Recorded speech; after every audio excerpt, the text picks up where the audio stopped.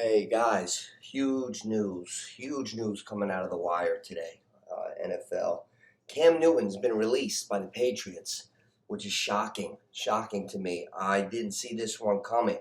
So when we address Cam Newton, we're going to go in a straight line.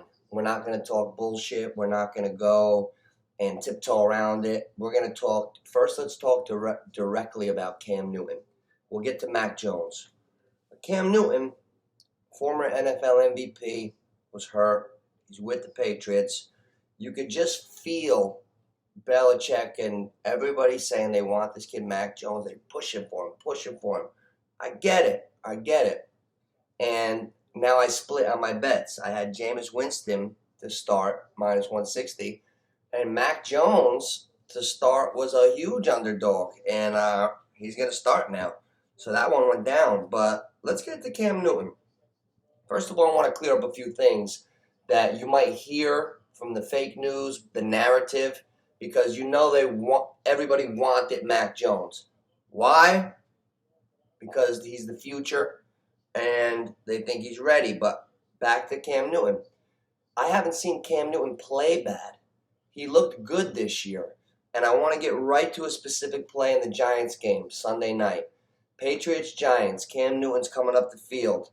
If you didn't see the game, you're just going to see Cam Newton interception, But the truth of that was Cam Newton went back to pass, third and long, and he threw like a 38-yard rocket straight line bullet up the left seam, hit the guy perfect.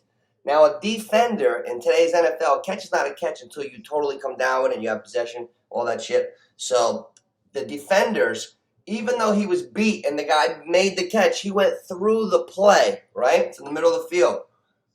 Cam throws a beautiful rocket right to, might have been Jacoby Myers maybe. Anyway, hits him. Martinez, the linebacker for the Giants, runs up and he just stretches his arm to make him maybe drop it.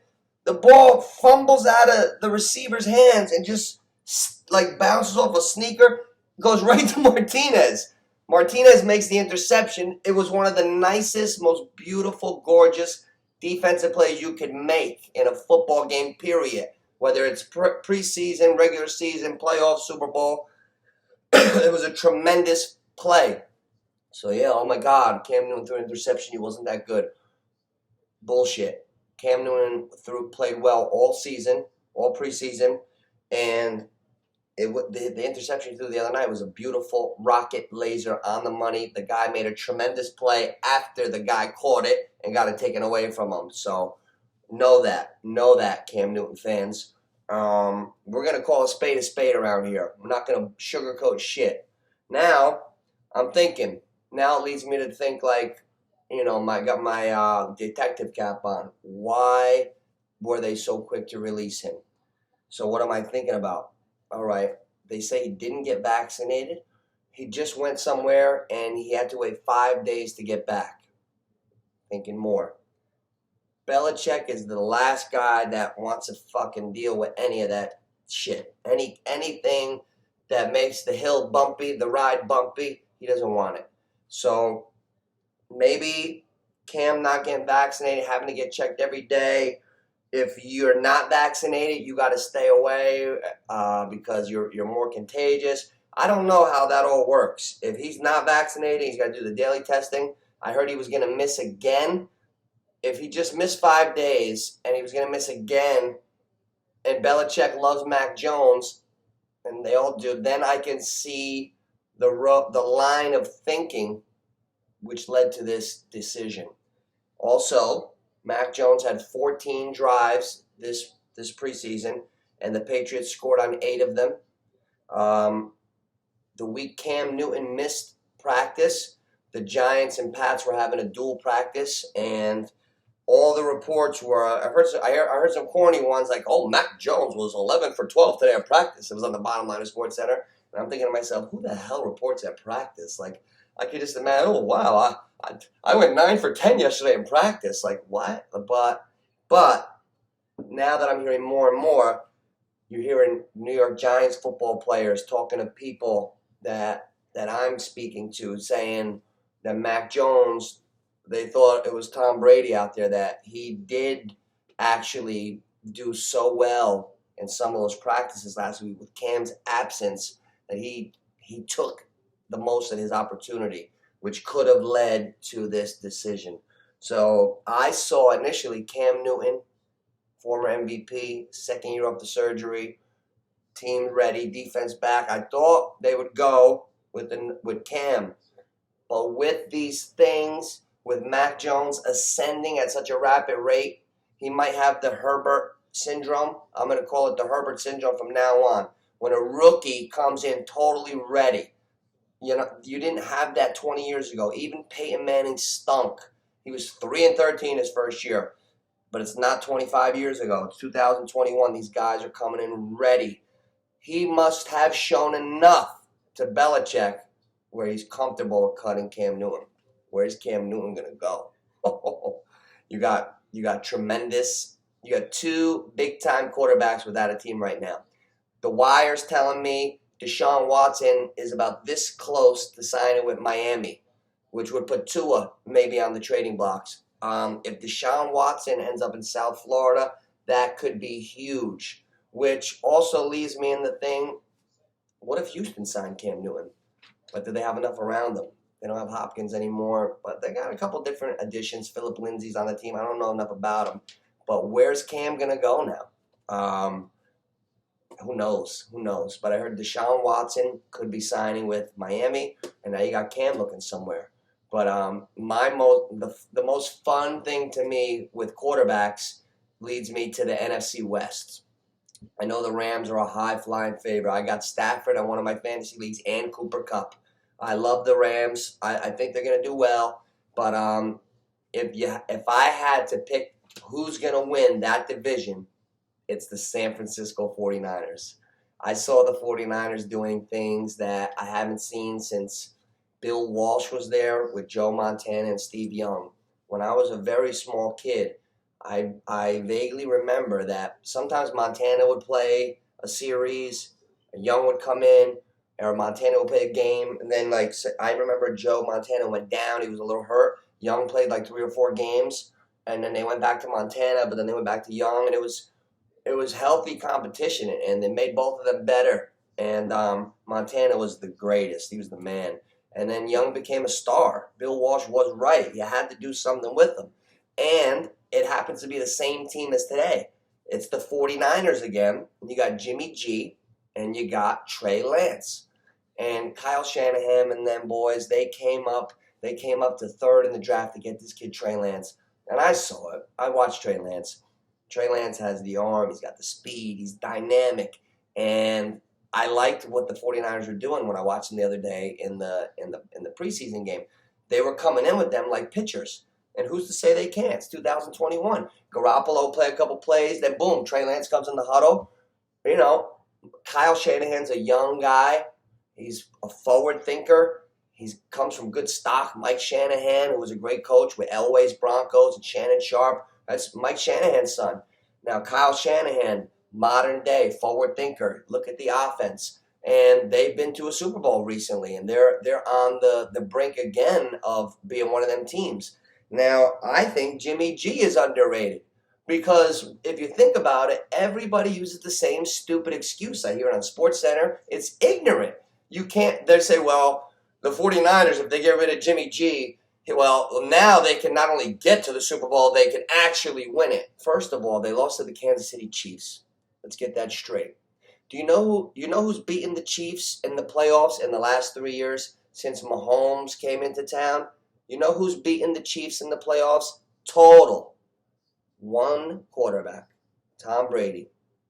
3 years ago, Patrick Mahomes was the MVP of the league. Lost in the AFC Championship to the Patriots, Brady, who won the Super Bowl. 2 years ago, Mahomes and them boys, they won the Super Bowl. The best team on the planet. Last year, they're running it back, going for a repeat. They get to the Super Bowl. They lose to Tampa Bay. Who's on Tampa Bay now? Tom Brady. Is the light bulb going off? So The only person to beat the Chiefs was Brady. So I don't want to hear that stupid shit about Jimmy G. Well, for Trey Lance, they could get there and win it. Get the fuck out of here. That's bullshit narrative to fill time on these bullshit stations. Bullshit. So Jimmy G, nice quarterback. A guy can't control getting hurt. He's got to stay healthy. That's the book on him. Jimmy G, Trey Lance looks ready. The Niners are going to be a tough team to prepare for. It's hard to deal with two quarterbacks. So, okay, does that make the Niners more dangerous than the Rams and the Seahawks? I have Arizona finishing last in that division just because of the other three teams. I don't have anything against Arizona. I think it might be the toughest division in football. Arizona finishes last. Seattle finishes third. Next to last, Seattle. And I'm going to get to why. Second is going to be the Rams, who are going to have a good year, probably make the playoffs. And then first is going to be the 49ers. Because of everything I just said, they got a complete team of defense. They got one dynamic quarterback, another good quarterback, different styles, two good quarterbacks, hard to prepare for.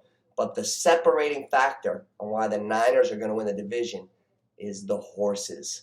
The Niners have like 3 or 4 horses, thoroughbred running backs. One of my favorite running backs in the whole league, Mostert. My boy, Raheem Mostert is his name, I think. I love Mostert. That guy was running like 22 miles an hour. They clocked him on next year a few years ago. He got dinged up a couple times. Love Mostert. They got another rookie they drafted. And then I told you I almost cried a couple weeks ago when the first preseason game, they're like carried by Wayne Gallman. Oh, that was the guy who filled in for Saquon last year for the Giants from Clemson. They got Gallman too. So the Niners have Deebo Samuels and Ayuk and the quarterbacks and the defense. But the difference between them is the Rams got Henderson and they just grabbed Sony Michel. The Seahawks might have good backs, but I just don't see it with little Russell scrambling too much. I think the team that's going to move forward cohesively, the fastest, and it's going to be a juggernaut for everybody else is going to be the Niners. And that running game is going to always keep you honest. Now with Trey Lance, with RPOs, with those backs, why do you think they wanted them so? Why do you think the 49ers also drafted another running back? They signed Gallman. They got Mostert. I'm forgetting somebody. Then they got a rookie. So now, why did they do all that? Because when Garoppolo's playing, he's playing. We know what he does. We know about him. I don't have to explain him to you. But when Trey Lance comes in, now you got a whole nother thing coming on. You got Lamar Jackson offense. You got run pass option. Let it go through. Go pass run. You got dangerous shit going on. Now you got Trey Lance around the edge with Mostert or Gallman. Defense has got to prepare for all that too. So that's why I like the San Francisco 49ers to take that division. But that's my real deal picks there. So Cam Newton got cut. I can't wait to see where he goes. Mac Jones seems to be ready. We'll see. We'll see week 4, Mac, when you're playing against Tommy Boy. Week 4, mark it down your calendar. Patriots, Bucks. We'll see if Mac Jones is ready for Tommy Boy in about 5 weeks, 5.5 weeks. So Cam got cut. Jones is the starter for New England. Where's Deshaun Watson going to go? Who's going to win the NFC West? The 49ers. That's right, Dre. That's right, Dre. Niners, baby. And just rounding things up, I want to say that real quick, this is going to actually, right now what I'm about to say is going to be the start of another video on one of the dailies. Trevor Lawrence looks ready. They're playing the Texans week 1. I kind of like, now listen, the opening night next Thursday, Tampa Bay is playing Dallas. Dak hasn't taken a snap all preseason.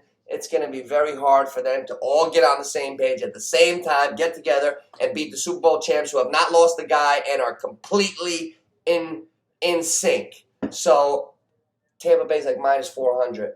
Right now, early, I like Tampa Bay and Jacksonville week 1. I think Trevor Lawrence is going to take them right down the field. Unless Cam goes there right away, that could negate things. But right now, I like early. I like the Bucks to destroy Dallas opening night, but it's too heavy of a favorite, and they're 6.5. I don't want to mess around. I'm going to put them with Jacksonville, I think, money line in both. It's just early. But the story for today's line is Cam Newton with everything that happened and me going over the Niners and why they're going to be dangerous this year. Trevor's ready, and Tampa Bay will be whooping that ass on opening night. Sorry, Dallas fans. We'll talk soon, guys. Stay tuned.